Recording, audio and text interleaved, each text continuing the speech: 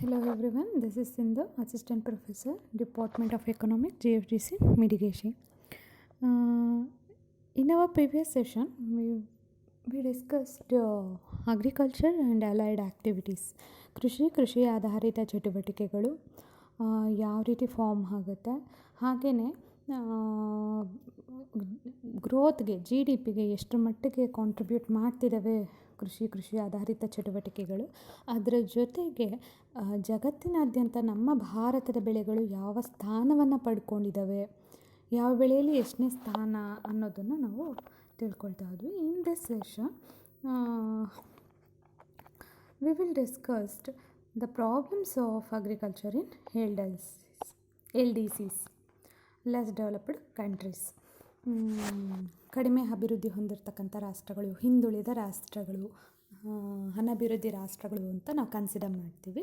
So ಇಂತಹ ರಾಷ್ಟ್ರಗಳಲ್ಲೇ ಯಾಕೆ ನಾವು ಸ್ಪೆಸಿಫಿಕ್ ಆಗಿ ತಗೊಳ್ತಾ ಇದ್ದೀವಿ ಅಂತ ಹೇಳಿದ್ರೆ, ಮೆಜಾರಿಟಿ ಡಿಪೆಂಡೆನ್ಸಿ ಅಗ್ರಿಕಲ್ಚರ್ ಮೇಲೆ ಇರ್ತಕ್ಕಂಥದ್ದು LDCsಗಳಲ್ಲೇ.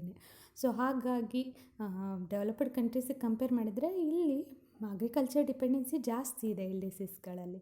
ಸೊ ಅದ್ರ ಜೊತೆಗೆ ಡಿಪೆಂಡೆನ್ಸಿ ಇರೋದ್ರ ಜೊತೆಗೆ ಬ್ಯಾಕ್ವರ್ಡ್ ಕೂಡ ಇದೆ, ತುಂಬ ಹಿಂದುಳಿದಿರ್ತಕ್ಕಂಥ ವಲಯ ಅಂತಲೂ ಕೂಡ ಕರೆಸ್ಕೊಂಡಿದೆ. ಹಾಗಾಗಿ ಕೃಷಿ ಎದುರಿಸ್ತಾ ಇರ್ತಕ್ಕಂಥ ಸಮಸ್ಯೆಗಳು ಏನೇನು, ಅದರಲ್ಲೂ ಅನಭಿವೃದ್ಧಿ ರಾಷ್ಟ್ರಗಳಲ್ಲಿ ಅನ್ನೋದನ್ನು ನಾವು ಅನಲೈಸ್ ಮಾಡಬೇಕಾಗತ್ತೆ.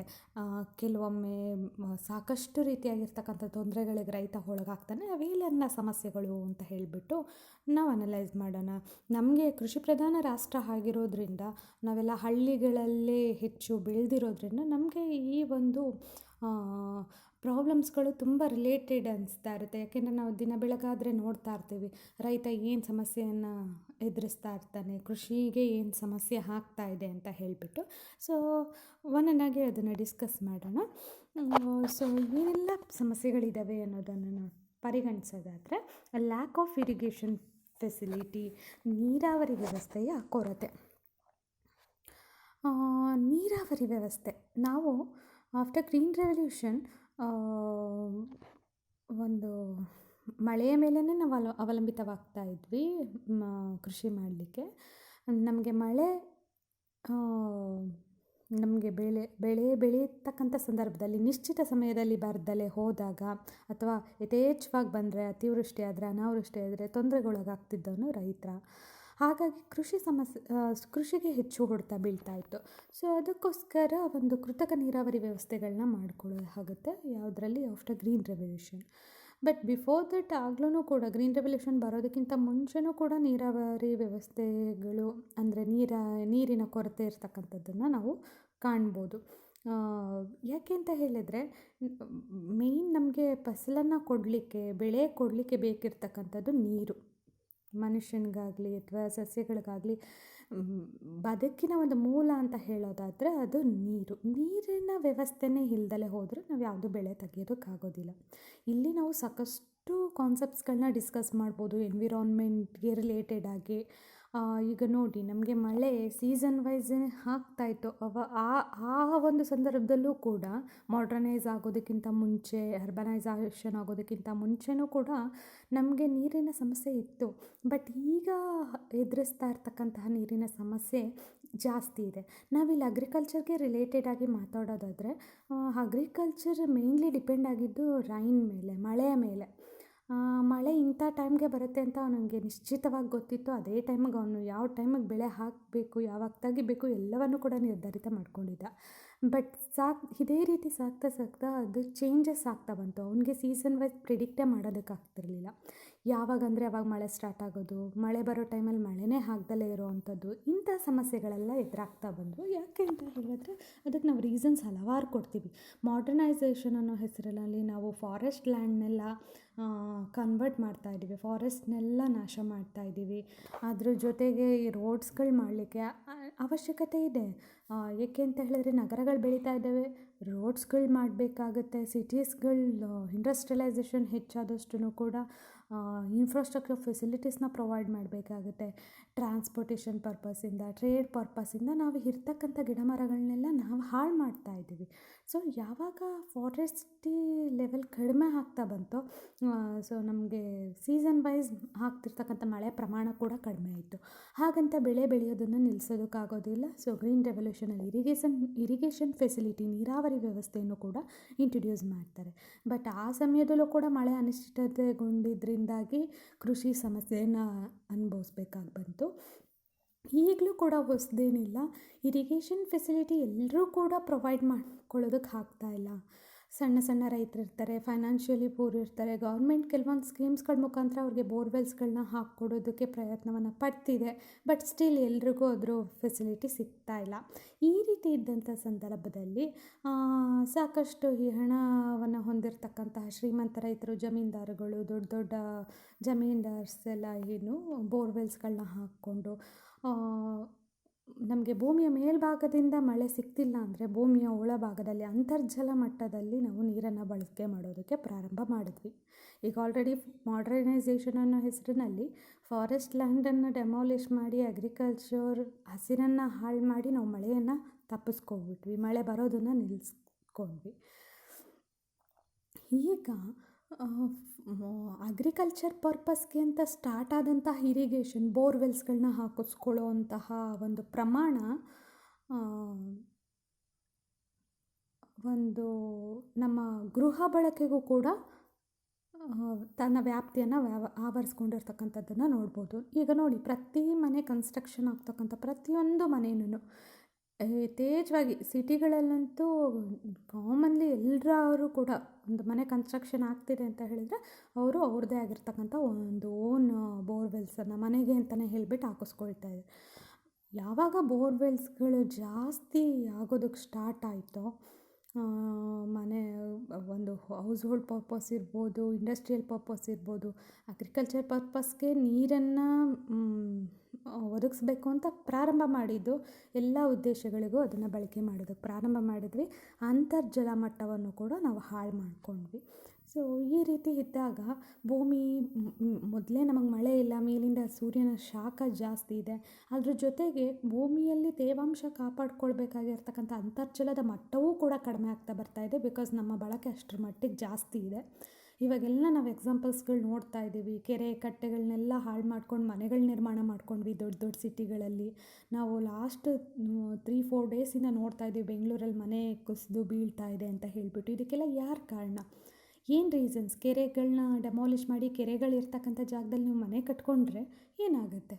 ಸೊ ಅನ್ಸೈಂಟಿಫಿಕ್ಕಾಗಿ ಮಾಡ್ಕೊಂಡು ಬಂದಿರತಕ್ಕಂಥ ಕೆಲಸಗಳು ಮಾಡರ್ನೈಸೇಷನ್ ಅನ್ನೋ ಹೆಸರಿನಲ್ಲಿ ಡೆಫಿನೆಟ್ಲಿ ನೀರಿನ ಸಮಸ್ಯೆಯನ್ನು ತಂದೊಡ್ಡುತ್ತೆ. ಅದರಲ್ಲಿ ಕೃಷಿಗೆ ಬಹಳ ಮುಖ್ಯವಾಗಿ ಹೊಡ್ತಾ ಬೀಳುತ್ತೆ. ಬಿಕಾಸ್ ಕೃಷಿಗೆ ನೀರಾವರಿ ಅಂತಕ್ಕಂಥದ್ದು ಅಷ್ಟು ಪ್ರಮುಖವಾಗಿದೆ. ಬಟ್ ನಮ್ಮಲ್ಲಿ ನೀರಾವರಿ ಸೌಲಭ್ಯಗಳನ್ನು ಬಳಕೆ ಮಾಡ್ಕೊಳ್ತಕ್ಕಂಥ ರೈತರಿಗೆ ಹಣಕಾಸಿನ ತೊಂದರೆ ಇದೆ. ಹಣಕಾಸಿನಲ್ಲಿ ಉನ್ನತವಾಗಿರ್ತಕ್ಕಂತಹ ದೊಡ್ಡ ದೊಡ್ಡ ಜಮೀನ್ದಾರ್ಸ್ ಅಥವಾ ಬೇರೆ ಬೇರೆ ಇಂಡಸ್ಟ್ರಿಯಲಿಸ್ಟು ಅವರು ಓನ್ ಪರ್ಪಸ್ಗೆ ಬೋರ್ಸ್ಗಳನ್ನ ಹಾಕ್ಸ್ಕೊಳ್ಳೋದು, ಅಂತರ್ಜಲ ಮಟ್ಟ ಖಾಲಿ ಆಗ್ತಾ ಹೋಗ್ತಿರ್ತಕ್ಕಂಥದ್ದನ್ನು ನಾವು ನೋಡ್ತಾ ಇದ್ದೀವಿ. ಹಾಗಾಗಿ ಯಾವಾಗ ನೀರಾವರಿ ಮೂಲ ಕಡಿಮೆ ಆಗುತ್ತೋ ಅಗ್ರಿಕಲ್ಚರ್ಗೆ, ಆಟೋಮೆಟಿಕ್ಲಿ ಬೆಳೆ ಬೆಳೀತಕ್ಕಂತಹ ಬೆಳೆಯ ಪ್ರಮಾಣ ನಮಗೆ ಸಿಗ್ತಕ್ಕಂಥದ್ದು, ಬೆಳೆ ಎಲ್ಲ ಎಲ್ಲಿ ಸಿಗುತ್ತೆ ನಮಗೆ? ಬೆಳೆ ಹಾಗೆ ಹಾಳಾಗುತ್ತೆ. ಬೆಳೆಯ ಪ್ರಮಾಣ ಕಡಿಮೆ ಆಗ್ತಾ ಬರ್ತಕ್ಕಂಥದ್ದನ್ನು ನಾವು ನೋಡ್ತೀವಿ. Next another one is very important problem ಅಂತ ನಾವು ಹೇಳೋದಾದರೆ ಸ್ಕೇರ್ಸಿಟಿ ಆಫ್ ಫಿನಾನ್ಸ್, ಹಣಕಾಸಿನ ಕೊರತೆ. ಹೌದು, ಕೃಷಿ ಯಾಕೆ ತೀರ ಈ ಮಟ್ಟಕ್ಕೆ ಸಮಸ್ಯೆಯನ್ನು ಅನುಭವಿಸ್ತಾ ಇದೆ ಅಂದರೆ, ನಾನೀಗ ಹೇಳಿದೆ ಇರಿಗೇಷನ್ ಫೆಸಿಲಿಟಿ, ನೀರಾವರಿ ಸೌಲಭ್ಯದ ಕೊರತೆ ಅಂತ ಹೇಳಿಬಿಟ್ಟು. ನೀರಾವರಿ ಸೌಲಭ್ಯದ ಕೊರತೆ ಒಂದು ಕಡೆ ಆದರೆ, ಈಗ ಮಾಡರ್ನೈಸೇಷನ್ ಮೆಥಡ್ಸ್ ಬರ್ತಾ ಇದೆ, ಅದನ್ನು ಅಡಾಪ್ಟ್ ಮಾಡ್ಕೊಳ್ಬೇಕು. ಅದನ್ನು ಬಳಕೆ ಮಾಡ್ಕೊಳ್ಳೋದಕ್ಕೆ ಹಣಕಾಸು ಬೇಕು. ರೈತನ ಬಳಿ ಅಷ್ಟು ಹಣಕಾಸು ಇಲ್ಲ, ಎಲ್ಲ ರೈತರ ಬಳಿ ಇಲ್ಲ. ಇದು ಒಂದು ನೀರಾವರಿ ವ್ಯವಸ್ಥೆಯನ್ನು ನಾವು ಎಕ್ಸಾಂಪಲ್ಸ್ ಆಗಿ ತೊಗೊಳ್ಳೋದಾದರೆ. ಬೇರೆ ರೀತಿಯಲ್ಲಿ ನಾವು ಎಕ್ಸಾಂಪಲ್ಸ್ನ ನಾವು ತೊಗೊಳ್ಳೋದಾದರೆ, ಅವನಿಗೆ ವರ್ಷದಲ್ಲಿ 1 or 2 ಕ್ರಾಪ್ಸ್ನ ಅವ್ನು ಬೆಳೀತಾ ಇರ್ತಾನೆ. ಅವನು ಬೆಳೆ ಬೆಳೆದು ಅದು ಕಟಾವು ಬಂದಿರೋ ಟೈಮ್ಗೆ ಮಳೆ ಬರೋದು ಅಥವಾ ಬೇರೆ ಇನ್ನೇನೋ ಕಾರಣದಿಂದಾಗಿ ಬೆಳೆ ನಾಶ ಆಯಿತು ಅಂತ ಹೇಳಿದರೆ ಅವನಿಗೆ ಸಿಗ್ತಕ್ಕಂಥ ಪರಿಹಾರ ತೀರಾ ಕಡಿಮೆ. ಮತ್ತು ಸಮ್ಟೈಮ್ಸ್ ಬೆಳೆ ಎಲ್ಲ ಚೆನ್ನಾಗಿ ಬರುತ್ತೆ, ಇನ್ನೇನು ಮಾರ್ಕೆಟಿಗೆ ತೊಗೊಂಡೋಗ್ಬೇಕು, ಪ್ರೈಸ್ ಬಿದ್ದೋಗಿರುತ್ತೆ. ಸೊ ಅವ್ನು ನೆಕ್ಸ್ಟ್ ಮತ್ತೆ ಇನ್ವೆಸ್ಟ್ಮೆಂಟ್ ಮಾಡಬೇಕು, ಮತ್ತೆ ಹೂಡಿಕೆ ಮಾಡಬೇಕು, ಮತ್ತೆ ಒಂದು ಹೊಸ ಬೆಳೆ ತೆಗಿಬೇಕಂದ್ರೆ ಅವನ ಹತ್ರ ಬಂಡವಾಳ ಇರೋದಿಲ್ಲ. ಸೊ ಹಾಗಾಗಿ ಸಣ್ಣ ಸಣ್ಣ ರೈತರ ಈ ಸಮಸ್ಯೆಗಳು, ಸಣ್ಣ ರೈತರ ಬೆಳೆ ಎಲ್ಲ ಚಿಕ್ಕ ಚಿಕ್ಕ ಹಿಡುವಳಿಗಳಿದ್ರೂ ಕೂಡ ನಾವು ಅದೆಲ್ಲ ಟೋಟಲ್ ಮಾಡಿದಾಗ ಅಗ್ರಿಕಲ್ಚರ್ ಲ್ಯಾಂಡ್ ಎಕ್ಸ್ಪೆನ್ಷನ್ ಜಾಸ್ತಿನೇ ಇರುತ್ತೆ, ಮೆಜಾರಿಟಿ ಅವ್ರದ್ದೇ ಇರುತ್ತೆ. ಸೊ ಈಗ ಅವ್ರ ಬಳಿ ಫೈನಾನ್ಸ್ ಇಲ್ಲ ಅಂತ ಹೇಳಿದ್ರೆ, ಹಣಕಾಸಿಲ್ಲ ಅಂತ ಹೇಳಿದ್ರೆ ಅವರು ಮತ್ತೆ ಉತ್ಪಾದನೆ ಕೈಗೊಳ್ಳೋದಕ್ಕಾಗೋದಿಲ್ಲ, ಮತ್ತು ಯಾವುದೇ ರೀತಿಯಾಗಿರ್ತಕ್ಕಂತಹ ಬೆಳೆಯನ್ನು ಅವ್ರು ಬೆಳೆದು ಅದರಿಂದ ಅರ್ನಿಂಗ್ ಮಾಡೋದಕ್ಕೆ ಆಗೋದಿಲ್ಲ. ಮತ್ತು ಬ್ಯಾಂಕ್ಸ್ಗಳಿಂದ ಈ ಒಂದು ತೊಂದರೆಯನ್ನು ನಿವಾರಣೆ ಮಾಡಬೇಕಂತ ಸಾಲವನ್ನೇನೋ ನೀಡ್ತಾ ಇದ್ದಾರೆ, ಬಟ್ ಅತಿ ಹೆಚ್ಚಿನ ಬಡ್ಡಿ ದರಕ್ಕೆ ಸಾಲವನ್ನು ನೀಡ್ತಾ ಇದ್ದಾರೆ. ಎಷ್ಟೋ ಸೂಸೈಡ್ ಕೇಸ್ಗಳನ್ನ ನಾವು ನೋಡ್ತಾ ಇದ್ದೀವಿ. ಸಾಲ ತಗೊಂಡು ಬೆಳೆ ಬರ್ದಲೇ, ಸಾಲ ತೀರ್ಸೋದಕ್ಕೂ ಆಗ್ದಲೇ ಬಡ್ಡಿ ಕಟ್ಟಿ ಎಷ್ಟೋ ಆತ್ಮಹತ್ಯೆ ಪ್ರಕರಣಗಳನ್ನು, ರೈತ ಆತ್ಮಹತ್ಯೆ ಪ್ರಕರಣಗಳನ್ನು ನಾವು ನೋಡ್ತಾ ಇದ್ದೀವಿ. ಹಾಗಾಗಿ ಹಣಕಾಸಿನ ಕೊರತೆ ಕೂಡ ಬೇಸಿಕಲಿ ನಮಗೆ LDCsಗಳಲ್ಲಿ ಮೇಯ್ನ್ ಪ್ರಾಬ್ಲಮೇ ಕ್ಯಾಪಿಟಲ್ ಸ್ಕೇಲ್ಸ್, ಬಂಡವಾಳ ಕಡಿಮೆ ಇದೆ. ಸೊ ಅನಭಿವೃದ್ಧಿ ರಾಷ್ಟ್ರಗಳಲ್ಲಿ ಬಂಡವಾಳ ಕಡಿಮೆ ಇದೆ, ಅದರಲ್ಲೂ ಕೃಷಿಗೆ ತೀರಾ ಕಡಿಮೆ ಇರೋದ್ರಿಂದ ಕೃಷಿಗೆ ಒಂದು ಸಮಸ್ಯೆಯಾಗಿ ಇದನ್ನು ನಾವು ನೋಡ್ಬೋದು. And another one is low productivity, ಕಡಿಮೆ ಉತ್ಪಾದಕತೆ. ಗ್ರೀನ್ ರೆವಲ್ಯೂಷನ್ ಬರೋವರೆಗೂ ನಮ್ಮ ಉತ್ಪಾದಕತೆ ಮಟ್ಟ ತೀರಾ ಕೆಳಮಟ್ಟದಲ್ಲಿತ್ತು. ನಮ್ಮ ದೇಶದ ಜನತೆಗೆ ಆಹಾರವನ್ನು ಒದಗಿಸೋಷ್ಟು ಸ್ವಾವಲಂಬನೆಯನ್ನು ಕೂಡ ನಾವು ಸಾಧಿಸಿರಲಿಲ್ಲ. ಇದು ಗ್ರೀನ್ ರೆವಲ್ಯೂಷನ್ ಬರೋವರೆಗೂ ಲೋ ಪ್ರೊಡಕ್ಟಿವಿಟಿ, ಕಡಿಮೆ ಉತ್ಪಾದಕತೆ. ಯಾಕೆ ಕಡಿಮೆ ಉತ್ಪಾದಕತೆ? ಸೊ ನಾವೀಗ ಉತ್ಪಾದನೆಗೂ ಉತ್ಪಾದಕತೆಗೂ ಏನು ಡಿಫ್ರೆನ್ಸ್ ಅನ್ನೋದನ್ನು ತಿಳ್ಕೊಬೇಕು. ಫಸ್ಟ್ಲಿ ಉತ್ಪಾದನೆ ಆಲ್ರೆಡಿ ಪ್ರೊಡಕ್ಷನ್ ಆಗಿಬಿಟ್ಟಿರುತ್ತೆ. ಫೈನಲಿ ಈಗೊಂದು ಯಾವುದೋ ಒಂದು ಬೇಳೆ ಕಾಳುಗಳು ತಯಾರಾಗಿಬಿಟ್ಟಿರುತ್ತೆ. ಈಗ ಅದನ್ನು ತಯಾರು ಮಾಡಲಿಕ್ಕೆ ಬೇಕಿರ್ತಕ್ಕಂಥ ಉತ್ಪಾದನಾಂಗಗಳ ದಕ್ಷತೆ ಉತ್ಪಾದಕತೆಯನ್ನು ತಿಳಿಸ್ಕೊಡುತ್ತೆ. So efficiency of factors of production tells us the productivity of the production. ಉತ್ಪಾದಕತೆ ನಮ್ಗೆ ಹೇಗೆ ಗೊತ್ತಾಗುತ್ತೆ ಅಂದರೆ, ಉತ್ಪಾದನೆಯಲ್ಲಿ ಬಳಸಲ್ಪಡ್ತಕ್ಕಂಥ ಉತ್ಪಾದನಾಂಗಗಳ ದಕ್ಷತೆ ಎಷ್ಟರ ಮಟ್ಟಿಗಿದೆ ಅಂತ ಹೇಳಿಬಿಟ್ಟು. ಈಗ ನಮಗೆ ಗೊತ್ತಿರೋ ಹಾಗೆ ಲ್ಯಾಂಡ್ ಏನಿದೆ ನಮಗೆ basically factors of production consider ಮಾಡೋದಾದರೆ land, labour, capital, organisation, these are the factors of production. ಉತ್ಪಾದನಾಂಗಗಳು ಭೂಮಿ, ಶ್ರಮ, ಬಂಡವಾಳ, ಸಂಘಟನೆ. ಈ 4 ಉತ್ಪಾದನಾಂಗಗಳು ಸಫಿಷಿಯೆಂಟ್ ಆಗಿದ್ದಾಗ ಮಾತ್ರ, ದಕ್ಷತೆಯಿಂದ ಕೂಡಿದಾಗ ಮಾತ್ರ ಉತ್ಪಾದಕತೆಯ ಮಟ್ಟ ಜಾಸ್ತಿ ಇರುತ್ತೆ. ಲ್ಯಾಂಡ್, ಭೂಮಿಯ ಪ್ರಮಾಣ, ಭೂಮಿಯನ್ನು ನಾವು ಕನ್ಸಿಡರ್ ಮಾಡೋದಾದರೆ ಕೆಲವು ಕಡೆ ಬರಡು ಭೂಮಿ ಜಾಸ್ತಿ. ಈಗ ನಾವು ನಾರ್ತಲ್ಲಿ ಹೆಚ್ಚಾಗಿ ನೋಡ್ತೀವಿ, ಉತ್ತರ ಕರ್ನಾಟಕದಲ್ಲಿ ಬರಡು ಭೂಮಿ ಜಾಸ್ತಿ ಇರ್ತಕ್ಕಂಥದ್ದು, ಹೆಚ್ಚು ಬೆಳೆ ಬೆಳೀಕಾಗ್ದಲೇ ಇರ್ತಕ್ಕಂತಹ ಲ್ಯಾಂಡ್ಸ್ಗಳಿದ್ದಾಗ ಅಂತಹ ಪ್ರದೇಶಗಳನ್ನು ನಾವು ಫಲವತ್ತಾಗಿರ್ತಕ್ಕಂಥ ಪ್ರದೇಶಗಳನ್ನಾಗಿ ಮಾಡೋದಕ್ಕಿಂತ ಸಾಕಷ್ಟು ಟೈಮ್ ಬೇಕಾಗುತ್ತೆ, ಮತ್ತು ಅದಕ್ಕೆ ಬಂಡವಾಳ ಜಾಸ್ತಿ ಬೇಕು. ಫರ್ಟಿಲೈಸ್ ಮಾಡಬೇಕು ಬರಡಾಗಿರ್ತಕ್ಕಂಥ ಭೂಮಿಯಿಂದ. ಈಗ ಸಾಕಷ್ಟು ಪ್ರೋಗ್ರಾಮ್ಸ್ ಇದೆ, ಬರಡಾಗಿರ್ತಕ್ಕಂಥ ಭೂಮಿಯನ್ನು ಫರ್ಟಿಲೈಸ್ ಮಾಡೋದಕ್ಕೆ ಸೈಂಟಿಫಿಕ್ ಮೆಥಡ್ಸ್ಗಳಿದ್ದಾವೆ, ಬಟ್ ಅದನ್ನು ಅಪ್ಲೈ ಮಾಡಲಿಕ್ಕೆ ಸಾಕಷ್ಟು ಹಣ ಬೇಕಾಗುತ್ತೆ, ಸಾಕಷ್ಟು ಬಂಡವಾಳ ಬೇಕಾಗುತ್ತೆ. ಸೊ ಲ್ಯಾಂಡ್, ಭೂಮಿಯ ಉತ್ಪಾದಕತೆಯ ಪ್ರಮಾಣ ಎಷ್ಟಿದೆ ಅದನ್ನು ನೋಡಬೇಕು. ಶ್ರಮಿಕ, ಕಾರ್ಮಿಕ, ಕೂಲಿ ಕಾರ್ಮಿಕ, ರೈತ, ಅವನ ದಕ್ಷತೆ ಎಷ್ಟು, ಅವನ ದೈಹಿಕ ಮಾನಸಿಕ ಉತ್ಪಾದಕತೆಯ ಪ್ರಮಾಣ ಎಷ್ಟಿದೆ, ಅವನು ಎಷ್ಟರ ಮಟ್ಟಿಗೆ ಇನ್ವಾಲ್ವ್ ಆಗ್ತಿದ್ದಾನೆ ಉತ್ಪಾದನೆಯಲ್ಲಿ ಆ ಬೆಳೆಯನ್ನು ಬೆಳೆಯೋದಕ್ಕೆ. ಕ್ಯಾಪಿಟಲ್, ಇವರೆಲ್ಲವನ್ನು ಬಳಸ್ಕೊಳ್ಳೋದಕ್ಕೆ, ಬಿತ್ತನೆ ಬೀಜ ಕೊಂಡ್ಕೊಳ್ಳೋದಕ್ಕಾಗಲಿ, ನೀರಾವರಿ ವ್ಯವಸ್ಥೆ ಕಲ್ಪಿಸ್ಕೊಳ್ಳೋದಕ್ಕಾಗಲಿ, ಕೂಲಿ ಕಾರ್ಮಿಕರಿಗೆ ಕೂಲಿ ಕೊಡಲಿಕ್ಕಾಗಲಿ ಮೇಯ್ನ್ ಬೇಕಿರೋದೇ ನಮಗೆ ಬಂಡವಾಳ. ಆ ಬಂಡವಾಳ ಎಷ್ಟರ ಮಟ್ಟಿಗೆ ಲಭ್ಯ ಇದೆ ಅದು ಕೂಡ ಇಂಪಾರ್ಟೆಂಟ್ ಆಗುತ್ತೆ. ಮತ್ತು ಫೈನಲಿ 3 ಆರ್ಗನೈಸ್ ಮಾಡ್ತಕ್ಕಂಥ ಆರ್ಗನೈಸರ್, ಸಂಘಟನೆ, ಎಂಟರ್ಪ್ರಿನ್ಯೂರ್ ಏನಿದ್ದಾನೆ, ಉತ್ಪಾದನಾಕಾರ, ರೈತ ಏನಿದ್ದಾನೆ ಅವನು ಇಂಪಾರ್ಟೆಂಟ್ ಆಗ್ತಾನೆ. ಇವರ ಒಂದು ದಕ್ಷತೆ ಎಷ್ಟಿದೆ ಅನ್ನೋದ್ರ ಬೇಸಿಸ್ ಮೇಲೆ ಪ್ರೊಡಕ್ಟಿವಿಟಿ, ಉತ್ಪಾದಕತೆ ಡಿಟರ್ಮೈನ್ ಆಗುತ್ತೆ. ಬಟ್ ಲ್ಯಾಂಡ್ ಪರ್ಪಸ್ ನಾವು ನೋಡೋದಾದರೆ ನಮಗೆ ನ್ಯಾಚುರಲಿ ಅಬೌಂಡೆಡ್ ಇದೆ ಫರ್ಟಿಲಿಟಿ ನಮ್ಮ ಭಾರತಕ್ಕೆ ಸಂಬಂಧಪಟ್ಟಂತೆ. ಮತ್ತು ಕೆಲವೊಂದು ಹಿಂದುಳಿದ ರಾಷ್ಟ್ರಗಳಲ್ಲಿ, ನಾವು LDCsಗೆ ಇದನ್ನು ಅಪ್ಲೈ ಮಾಡಿ ಹೇಳ್ತಿರೋದ್ರಿಂದ, ಕೆಲವೊಂದು ಹಿಂದುಳಿದ ರಾಷ್ಟ್ರಗಳಲ್ಲಿ ಬರಡು ಭೂಮಿ ಹೆಚ್ಚಾಗಿರೋದ್ರಿಂದ ಅಂತಹ ಕಡೆ ಬೆಳೆಯನ್ನು ಬೆಳೆಯೋದಕ್ಕೆ ಪಾಸಿಬಿಲಿಟೀಸ್ ಕಡಿಮೆ. ನಮಗೆ ಮೇನ್ ಬೇಕಿರೋದೇ ಭೂಮಿಯ ಫಲವತ್ತತೆ. ಆಮೇಲೆ ಫಲವತ್ತಾಗಿರ್ತಕ್ಕಂಥ ಭೂಮಿಗಳು ಕೂಡ ತನ್ನ ಫಲವತ್ತತೆಯನ್ನು ಕಳ್ಕೊಳ್ತಾ ಬರುತ್ತೆ. ವರ್ಷ ನಾನು ಬೆಳೆ ತೆಗಿತಾ ಹೋದಷ್ಟು ಆ ಫರ್ಟಿಲಿಟಿ ಅಂತಕ್ಕಂಥದ್ದು ಡಿಕ್ಲೈನ್ ಆಗ್ತಾ ಬರುತ್ತೆ. ಸೊ ಡಿಕ್ಲೈನ್ ಆಗ್ತಾ ಹೋದಂತೆ ಉತ್ಪಾದಕತೆಯ ಮಟ್ಟ ಕಡಿಮೆ ಆಗಿ ಉತ್ಪಾದನೆ ಕಡಿಮೆ ಆಗ್ತಾ ಬರುತ್ತೆ. ಬಂಡವಾಳ ನಮಗೆ ಫೈನಾನ್ಸ್ ಲೆವೆಲ್ ಜಾಸ್ತಿ ಇರಬೇಕು. ಬ್ಯಾಂಕಿನಿಂದ ಸಿಗ್ತಕ್ಕಂತಹ ಸಾಲದ ಪ್ರಮಾಣ ಜಾಸ್ತಿ ಇರಬೇಕು, ಬಡ್ಡಿಯ ಪ್ರಮಾಣ ಕಡಿಮೆ ಇರಬೇಕು, ಅದನ್ನು ಯುಟಿಲೈಸೇಷನ್ ಕೆಪಾಸಿಟಿ ಜಾಸ್ತಿ ಇರಬೇಕು. ಆವಾಗ ಬಂಡವಾಳದ ಉತ್ಪಾದಕತೆ ಜಾಸ್ತಿ ಇದೆ ಅಂತ ಹೇಳ್ತೀವಿ.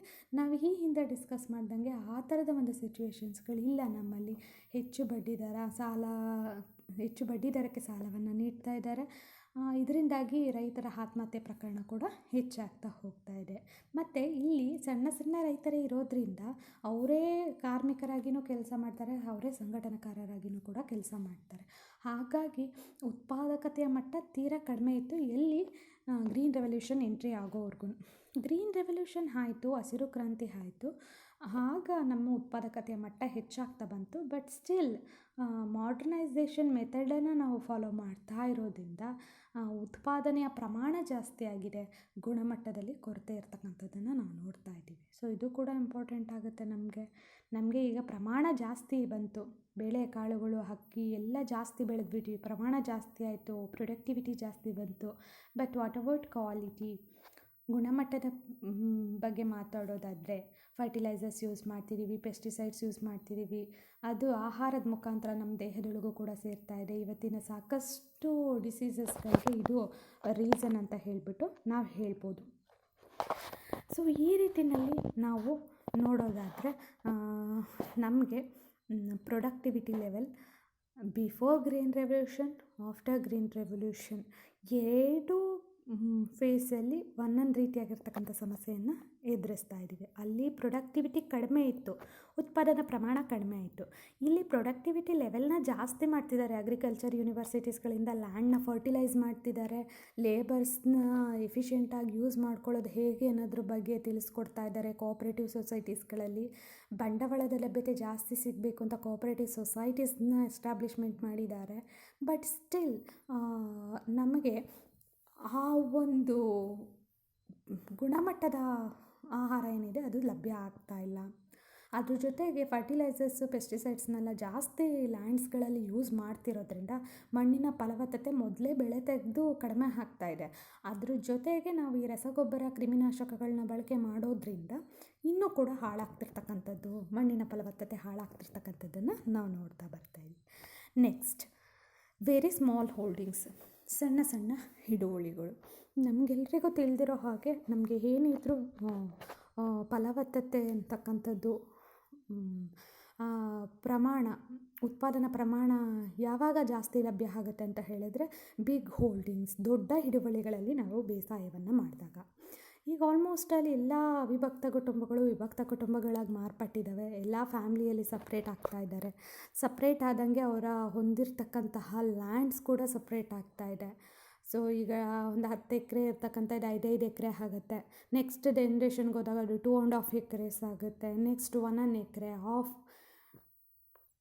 ಸೊ ಹಾಗೇನು ಮಾಡ್ತೀವಿ, ಚಿಕ್ಕ ಹಿಡುವಳಿಗಳನ್ನು ಮಾಡ್ಕೊಳ್ತೀವಿ. ಸೊ ಚಿಕ್ಕ ಹಿಡುವಳಿಗಳಿಂದ ನಮಗೆ ಸಿಗ್ತಕ್ಕಂಥ ಉತ್ಪಾದನೆ ಪ್ರಮಾಣ ಕಡಿಮೆ. ಸೊ ಇದು ಕೂಡ ಒಂದು ಸಮಸ್ಯೆ LDCsಗಳಲ್ಲಿ. ಆ್ಯಂಡ್ ಅನ್ಆರ್ಗನೈಸ್ಡ್ ಮಾರ್ಕೆಟ್, ಅಸಂಘಟಿತ ಮಾರುಕಟ್ಟೆ, ಡೆಫಿನೆಟ್ಲಿ ಇದು ಕೂಡ ಒಂದು ಸಮಸ್ಯೆಯಾಗಿ ಪರಿಗಣಿಸ್ಬೋದು ನಾವು. ನೋಡಿ, ನಾವು ಶ್ಯಾಡೋಸ್ಗಳನ್ನ ನೋಡ್ತೀವಿ. ಹಳ್ಳಿಗಳಾದರೆ ಸಂತೆಗಳಾಗ್ತಾ ಇರ್ತವೆ, ಜಾತ್ರೆಗಳಾಗ್ತಾ ಇರ್ತವೆ. ರೈತ ಎಲ್ಲಿ ಜಾತ್ರೆ ಆಗುತ್ತೆ, ಎಲ್ಲಿ ಸಂತೆ ಆಗುತ್ತೆ, ಎಲ್ಲ ಕಡೆನೂ ಓಡಾಡ್ತಾನೆ. ಆ್ಯಂಡ್ ನೋಡಿ, ಮಾರ್ನಿಂಗ್ ಕೊಟ್ಟಂಥ ಪ್ರೈಸ್ಗೆ ನಾವೇ ಈಗ ಹಳ್ಳಿಗಳಲ್ಲಿ ಸಂತೆಗಳಲ್ಲಿ ನೋಡಿದಾಗ ಬೆಳಗ್ಗೆ ಹೇಳಿದ ಪ್ರೈಸ್ಗೂ ಇನ್ನೇನು ಮನೆಗೆ ಹೊರಡೋ ಟೈಮ್ಗೆ ಸಂಜೆ ಕೊಡೋ ಪ್ರೈಸಸ್ಗೂ ತೀರಾ ಡಿಫ್ರೆನ್ಸ್ ಇರುತ್ತೆ. ಬೆಳಗ್ಗೆ ಎಲ್ಲ ಹೈಯೆಸ್ಟ್ ಪ್ರೈಸ್ಗೆ ಸೇಲ್ ಮಾಡಿರ್ತಾನೆ. ಬಟ್ ಆ ವೆಜಿಟೇಬಲ್ಸು, ಫ್ಲವರ್ಸು ಭಾಳ ದಿನ ಬಾಳಿಕೆ ಬರ್ದಲೇ ಇರ್ತಕ್ಕಂಥದ್ದು. ಸೊ ಭಾಳ ದಿನ ಬಾಳಿಕೆ ಬರ್ದಲೇ ಇರೋದ್ರಿಂದ ಅವನು ಇನ್ನೇನು ಮನೆಗೆ ಹೊರಡೋ ಮೂಮೆಂಟಲ್ಲಿ ಎಷ್ಟು ತೀರಾ ಕಡಿಮೆ ಪ್ರೈಸ್ಗೆ ಅವ್ನು ಸೇಲ್ ಮಾಡಿಬಿಟ್ಟು ಹೊರಡ್ತಾನೆ. ಸೊ ಅನ್ಆರ್ಗನೈಸ್ಡ್ ಮಾರ್ಕೆಟ್ ಆಗಿರೋದ್ರಿಂದ, ಅಸಂಘಟಿತ ಮಾರುಕಟ್ಟೆ ಆಗಿರೋದ್ರಿಂದ, ನಾನು ಮಾತಾಡ್ತಾ ಇರೋದು ಇಲ್ಲಿ ತೀರಾ ಹಿಂದುಳಿದಿರ್ತಕ್ಕಂಥ ಪ್ರದೇಶಗಳು. ನಾವೀಗ ಕಂಪೇರ್ ಮಾಡಿದರೆ ಈಗ ನಮ್ಮ ಭಾರತದಲ್ಲಿ ಆಲ್ಮೋಸ್ಟ್ ಪ್ರೈವೇಟೈಸೇಷನ್, ಗ್ಲೋಬಲೈಸೇಷನ್, ಲಿಬರಲೈಸೇಷನ್ ಆಗಿ ಒಂದು ಮಾಡ್ರನೈಸೇಷನ್, ಒಂದು ಆಧುನೀಕರಣ ಹಂತಕ್ಕೆ ಬಂದು ನಿಂತಿದ್ದೀವಿ. ಸೊ ಆದರೂ ಇಲ್ಲೂ ಕೂಡ ಡೆವಲಪಿಂಗ್ ಎಕಾನಮಿ ಆದ್ರೂ ಕೂಡ ನಮ್ಮಲ್ಲೂ ಸಾಕಷ್ಟು ಸಮಸ್ಯೆಗಳಿದ್ದಾವೆ. And also we have to considered less developed, ತೀರಾ ಹಿಂದುಳಿದಿರ್ತಕ್ಕಂಥ ರಾಷ್ಟ್ರಗಳಲ್ಲಿ ನಾವು ಇದನ್ನು ಮಾತಾಡೋದಾದರೆ ಮಾರುಕಟ್ಟೆಗಳು, ಅವ್ರು ಬೆಳೆದಿರ್ತಕ್ಕಂಥ ಬೆಳೆಯನ್ನು ಮಾರಾಟ ಮಾಡಲಿಕ್ಕೆ ಇರ್ತಕ್ಕಂಥ ಮಾರುಕಟ್ಟೆಗಳು ಅಸಂಘಟಿತಗೊಂಡಿರ್ತಕ್ಕಂಥದ್ದು. ಸೊ ಹಾಗಾಗಿ ಕರೆಕ್ಟಾಗಿರ್ತಕ್ಕಂಥ ಬೆಲೆ ಸಿಗೋದಿಲ್ಲ. ಇದರಿಂದಾಗಿ ರೈತನಿಗೆ ನಷ್ಟ ಆಗ್ತಕ್ಕಂಥದ್ದನ್ನು ನಾವು ನೋಡ್ತಾ ಬರ್ತೀವಿ. Next, adoption of old technology. ಇನ್ನೂ ಹಳೆಯ ತಂತ್ರಜ್ಞಾನವನ್ನೇ ಬಳಕೆ ಮಾಡ್ಕೊಂಡಿರೋದು. ಗ್ರೀನ್ ರೆವಲ್ಯೂಷನ್ ಆದಾದಮೇಲೆ ಸಾಕಷ್ಟು ಮಾಡರ್ನ್ ಟೆಕ್ನಾಲಜೀಸ್ ಬಂತು ಉತ್ಪಾದನೆ ಮಾಡಲಿಕ್ಕೆ. ಟ್ರ್ಯಾಕ್ಟರ್ಸ್ನ, ಮೆಷಿನ್ಸ್ನ ಯೂಸ್ ಮಾಡೋದಕ್ಕೆ ಸ್ಟಾರ್ಟ್ ಮಾಡಿದ್ರು. ಇಲ್ಲಿ ನಾವು ನೋಡ್ತಾ ಇರ್ಬೋದು, ದನಗಳನ್ನು ಇಟ್ಟು ಉಳುಮೆ ಮಾಡ್ತಿರ್ತಕ್ಕಂಥದ್ದು. ಈ ಕಡೆ ಕ್ರಾಪ್ಸ್ನ ಸಪ್ರೇಟ್ ಮಾಡೋದಕ್ಕೆ ಲೇಬರ್ಸ್ನ ಯೂಸ್ ಮಾಡ್ಕೊತಿರ್ತಕ್ಕಂಥದ್ದು. ಸೊ ಇವೆರಡೂ ಕೂಡ ಟೈಮ್ ತುಂಬ ಲಾರ್ಜ್ ಆಗಿ ತೊಗೊಳುತ್ತೆ. ನಾವು ಒಂದೆರಡು ಎಕ್ಸಾಂಪಲ್ ತೊಗೊಳ್ಳೋದಾದರೆ ಸಾಕಷ್ಟು ಮಿಷಿನ್ಸ್ಗಳು ಬಂದಿದ್ದಾವೆ. ಬಟ್ ಅಗೇನ್ ಮಿಷಿನ್ಸ್ನ ಯಾಕೆ ಅವ್ರು ಯೂಸ್ ಮಾಡ್ಕೊಳ್ತಿಲ್ಲ ಅಂತ ಹೇಳಿದ್ರೆ, ಎಸ್ ಅಫ್ಕೋರ್ಸ್ ಅವರಲ್ಲಿ ಅದನ್ನು ಪರ್ಚೇಸ್ ಮಾಡಲಿಕ್ಕೆ ಬೇಕಿರ್ತಕ್ಕಂಥ ಹಣಕಾಸಿನ ಸೌಲಭ್ಯ ಕಡಿಮೆ ಇದೆ. ಹಾಗಾಗಿ ನ್ಯೂ ಟೆಕ್ನಾಲಜಿ ಬಂದರೂ ಅದನ್ನು ಅಡಾಪ್ಟ್ ಮಾಡ್ಕೊಳ್ಳೋಕ್ಕಾಗ್ತಿಲ್ಲ. ಎಗೇನ್ ರೀಸನ್ ನಾವು ಬರೋದು ಫಿನಾನ್ಸ್ಗೆ. ಸೊ ಹಾಗಾಗಿ ಅಡಾಪ್ಷನ್ ಆಫ್ ಓಲ್ಡ್ ಟೆಕ್ನಾಲಜಿ. ಇದು ಕ್ರಾಪ್ಸ್ ನಾವು ಮೆಷಿನ್ಸಲ್ಲಿ ಮಾಡೋದಾದರೆ, ಕ್ರಾಪ್ಸ್ನ ಸಪ್ರೇಟ್ ಮಾಡೋದು ಅಥವಾ ಕ್ಲೀನ್ ಮಾಡೋದನ್ನ ನಾವು ಟ್ರ್ಯಾಕ್ಟರ್ಸಲ್ಲಿ ಮಾಡೋದಾದರೆ, ಅಥವಾ ಉಳುಮೆ ಮಾಡೋದನ್ನು ಟ್ರ್ಯಾಕ್ಟರ್ಸಲ್ಲಿ ಮಾಡೋದಾದರೆ, ಮಿಷಿನ್ಸ್ ಮುಖಾಂತರ ಮಾಡೋದಾದರೆ ತುಂಬ ಕಡಿಮೆ ಸಮಯದಲ್ಲಿ ಆಗುತ್ತೆ. ಆಗ ಉತ್ಪಾದನೆ ವೆಚ್ಚ ಕಡಿಮೆ ಆಗುತ್ತೆ ರೈತನಿಗೆ. ಬಟ್ ಆ ನ್ಯೂ ಟೆಕ್ನಾಲಜಿಯನ್ನು ಪರ್ಚೇಸ್ ಮಾಡೋದಕ್ಕೆ, ನ್ಯೂ ಮೆಷಿನ್ಸನ್ನು ಪರ್ಚೇಸ್ ಮಾಡಲಿಕ್ಕೆ ರೈತನ ಬಳಿ ಹಣಕಾಸಿನ ಸೌಲಭ್ಯ ಇಲ್ದಲೇ ಇರ್ತಕ್ಕಂಥದ್ದು ಒಂದು ರೀಸನ್ ಅಂತ ಹೇಳಿಬಿಟ್ಟು ನಾವು ಹೇಳ್ಬೋದು. And many others problems are there in agriculture, in particularly less developed countries. Institutional defects, problem of storage, problem of implementation of land reforms and so on. Institution, ಸಾಂಸ್ಥಿಕ ರಚನೆಗಳು. ಈಗ ಭೂ ಸುಧಾರಣಾ ಕಾರ್ಯಕ್ರಮಗಳು ಅಂತ ಜಾರಿಗೆ ಬಂತು. ಭೂ ಸುಧಾರಣಾ ಕಾರ್ಯಕ್ರಮಗಳಿಗಿಂತ ಮುಂಚೆ ಇದ್ದಂಥ ಪರಿಸ್ಥಿತಿ, ಜಮೀನ್ದಾರಿ ಪದ್ಧತಿ, ಲೇವಾದೇವಿ ಪದ್ಧತಿ, ಗೇಣಿ ಪದ್ಧತಿ, ಜೀತದಾಳು ಪದ್ಧತಿ, ಇವೆಲ್ಲವನ್ನು ಅಬಾಲಿಷ್ ಮಾಡಿದ್ದಾರೆ. ಬಟ್ ಸ್ಟಿಲ್ ಇನ್ನೂ ಕೆಲವೊಂದು ರಾಜ್ಯಗಳಲ್ಲಿ ಅದಿರ್ತಕ್ಕಂಥದ್ದು, ಜೀತ ಪದ್ಧತಿ, ಜಮೀನ್ದಾರಿ ಪದ್ಧತಿ ಇನ್ನೂ ಅಸ್ತಿತ್ವದಲ್ಲಿರ್ತಕ್ಕಂಥದ್ದನ್ನು ನಾವು ನೋಡ್ತಾ ಇದ್ದೀವಿ. ಈ ಸಾಂಸ್ಥಿಕ ದೋಷಗಳೇನಿದ್ದಾವೆ, ಇದು ಬಹಳ ಹಿಂದಿನಿಂದ ಬಂದಿರತಕ್ಕಂತಹ ದೋಷಗಳು. ಅಟ್ ಎ ಟೈಮ್ ಇದು ಸರಿ ಹೋಗೋದಿಲ್ಲ. ಇದು ಸರಿ ಹೋಗೋದಕ್ಕೆ, ಇದು ಕರೆಕ್ಟ್ ಆಗೋದಕ್ಕೆ, ಬ್ಯಾಲೆನ್ಸ್ ಆಗೋದಕ್ಕೆ ತುಂಬ ಟೈಮ್ ತೊಗೊಳುತ್ತೆ. ಸೊ ಸಾಂಸ್ಥಿಕ ದೋಷಗಳು ಕೂಡ LDCsಗಳಲ್ಲಿ ಅಗ್ರಿಕಲ್ಚರ್ ಫೇಸ್ ಮಾಡ್ತಿರ್ತಕ್ಕಂಥ ಒಂದು ಪ್ರಾಬ್ಲಮ್ ಅಂತ ಹೇಳ್ಬೋದು.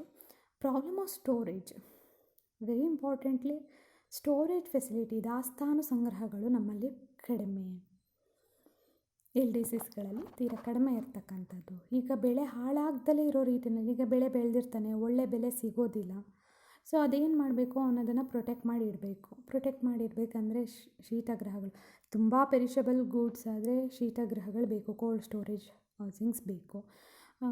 ಕ್ರಾಪ್ಸ್ನೆಲ್ಲ ನಾವು ಸ್ಟೋರೇಜ್ ಮಾಡಿಡೋದಕ್ಕೆ ಸ್ಟೋರೇಜ್ ಹೌಸಸ್ಗಳು ಬೇಕು. ಸೊ ಇವುಗಳ ಪ್ರಮಾಣ ಕಡಿಮೆ ಇದೆ. ಹಾಗಾಗಿ ರೈತ ಏನು ಮಾಡ್ತಾನೆ, ಯಾವ ಬೆಲೆ ಸಿಗುತ್ತೋ ಆ ಬೆಲೆಗೆ ಮಾರಾಟ ಮಾಡಿಬಿಡ್ತಾನೆ. ಆ ರೀತಿ ಆದಾಗ ಅವನಿಗೆ ಲಾಸ್ ಆಗುತ್ತೆ. ಮತ್ತು ಅವನಿಗೆ ಅಗ್ರಿಕಲ್ಚರ್ ಮಾಡಬೇಕು, ವ್ಯವಸಾಯ ಮಾಡಬೇಕು ಅನ್ನೋ ಇಂಟ್ರೆಸ್ಟ್ ಬರೋದಿಲ್ಲ. ಇವತ್ತು ಸಾಕಷ್ಟು ಜನ ತಮ್ಮ ಅಗ್ರಿಕಲ್ಚರ್ ಲ್ಯಾಂಡ್ನ ಸೇಲ್ ಮಾಡ್ಕೊಂಡು ಸಿಟಿಗಳ ಕಡೆ ಬರ್ತಾ ಇರ್ತಕ್ಕಂಥದ್ದನ್ನು ನಾವು ನೋಡ್ತಾ ಇದ್ದೀವಿ. ಅವನ ಕಷ್ಟಗಳಿಗೆ ಅವನಲ್ಲಿರ್ತಕ್ಕಂಥ ಹೊಲ ಗದ್ದೆಗಳನ್ನ ಮಾರ್ಕೋತಾ ಇರ್ತಕ್ಕಂಥದ್ದನ್ನು ಕೂಡ ನಾವು ನೋಡ್ತಾ ಇದ್ದೀವಿ. ತುಂಬ ಅಗ್ರಿಕಲ್ಚರ್ ಲ್ಯಾಂಡ್ಸ್ಗಳು ಇಂಡಸ್ಟ್ರಿಯಲ್ ಲ್ಯಾಂಡ್ ಆಗಿ ಕನ್ವರ್ಟ್ ಆಗಿದ್ದಾವೆ. Problems of implementation of land reforms. ಭೂ ಸುಧಾರಣಾ ಕಾರ್ಯಕ್ರಮಗಳನ್ನು ಅನುಷ್ಠಾನಕ್ಕೆ ತರುವಲ್ಲಿ ಸಮಸ್ಯೆಗಳು. ಸಾಂಸ್ಥಿಕ ದೋಷಗಳು ಅಂತ ಹೇಳಿದೆ. ಆ ಸಾಂಸ್ಥಿಕ ದೋಷಗಳಲ್ಲಿ ಭೂ ಸುಧಾರಣಾ ಕಾರ್ಯಕ್ರಮಗಳನ್ನು ಸಾಂಸ್ಥಿಕ ದೋಷಗಳ ನಿವಾರಣೆಗೆ ಅಂತ ಇಂಟ್ರೊಡ್ಯೂಸ್ ಮಾಡ್ತಾರೆ. ಉಳುವವನೇ ಭೂಮಿಯ ಒಡೆಯ ಅಂತ ಹೇಳಿಬಿಟ್ಟು ಒಂದು ಪ್ರೋಗ್ರಾಮ್ ಬರುತ್ತೆ. ಅದನ್ನು ಈಸಿಯಾಗಿ ಇಂಪ್ಲಿಮೆಂಟ್ ಮಾಡೋದಕ್ಕಾಗಲೇ ಇಲ್ಲ. ಬಿಕಾಸ್ ಅಷ್ಟು ಜನ ಜಮೀನ್ದಾರು, ಅಷ್ಟು ಜನ ಶ್ರೀಮಂತ ಜಮೀನ್ದಾರೆಲ್ಲ ಏನಿರ್ತಾರೆ, ಅವರು ಇದನ್ನೆಲ್ಲ ಆಪೋಸ್ ಮಾಡ್ತಾರೆ. ಸೊ ಅಷ್ಟು ಈಸಿಯಾಗಿ ಅದು ಇಂಪ್ಲಿಮೆಂಟ್ ಆಗೋದಕ್ಕಾಗಲಿಲ್ಲ. ಹಾಗೆ ಇನ್ನೂ ಸಾಕಷ್ಟು ಲ್ಯಾಂಡ್ ರಿಫಾರ್ಮ್ಸ್ ಇದೆ, ಭೂ ಸುಧಾರಣಾ ಕಾರ್ಯಕ್ರಮಗಳು, ಅದನ್ನು ಸಕ್ಸಸ್ಫುಲಿ ಇಂಪ್ಲಿಮೆಂಟೇಷನ್ ಮಾಡೋದಕ್ಕೆ ಆಗ್ತಾಯಿಲ್ಲ. ಪ್ರಬಲ ವರ್ಗ ಅದನ್ನು ತುಳಿತಾ ಇರ್ತಕ್ಕಂಥದ್ದನ್ನು ನೋಡ್ತಾ ಇದ್ದೀವಿ. ಹೀಗೆ LDCsಗಳಲ್ಲಿ ಇದ್ರ ಪ್ರಾಬ್ಲಮ್ ಇನ್ನೂ ಜಾಸ್ತಿ ಇದೆ. ಡಿಸ್ಟ್ರೆಸ್ ಸೇಲ್ಸ್ ಯಾವುದೇ ರೀತಿ ಇಲ್ದಲೇ ಇರ್ತಕ್ಕಂಥದ್ದು, ಒತ್ತಡಕ್ಕೊಳಗಾಗಿ ಮಾರಾಟ ಮಾಡ್ತಕ್ಕಂಥದ್ದು, ಸಹಾಯಕ ಪರಿಸ್ಥಿತಿಯಲ್ಲಿ ಮಾರಾಟ ಮಾಡ್ತಕ್ಕಂಥದ್ದು. ಎಷ್ಟೋ ಬಾರಿ ನಾವು ನೋಡ್ತೀವಿ, ಟೊಮೊಟೊಗಳನ್ನು ಅಥವಾ ಬೇರೆ ಬೇರೆ ವೆಜಿಟೇಬಲ್ಸ್ನೆಲ್ಲ, ಫ್ರೂಟ್ಸ್ಗಳನ್ನೆಲ್ಲ ತೊಗೊಂಡು ರೋಡಲ್ಲೆಲ್ಲ ಚೆಲ್ಬಿಟ್ಟು ಹೋಗಿರ್ತಾನೆ ರೈತ. ಅವನ ಹತಾಶೆ, ಅವನಿಗೆ ಬೆಲೆ ಸಿಗ್ತಾ ಇಲ್ಲ, ಒಳ್ಳೆ ಬೆಲೆ ಸಿಗಲಿಲ್ಲ ಅಂತ ಹೇಳಿಬಿಟ್ಟು ಅವನು ರೋಡ್ ಮಧ್ಯೆನೇ ಎಲ್ಲ ಹೋಗ್ಬಿಟ್ಟಿರ್ತಾನೆ. So distress sales. So these are some problem faced by the agriculture in LDCs. again ನೀವು ರೆಫರೆನ್ಸ್ ತೊಗೊಳ್ಳೋದಾದರೆ ಡೆವಲಪ್ಮೆಂಟ್ ಎಕನಾಮಿಕ್ಸ್ HRK, ಆ್ಯಂಡ್ ಇದರಲ್ಲಿ ಕೆಲವೊಂದು ಲಿಸ್ಟ್ ಮಾಡಿದ್ದೀನಿ, ನೀವು ಅದನ್ನು ರೆಫರ್ ಮಾಡ್ಬೋದು. Okay, thank you.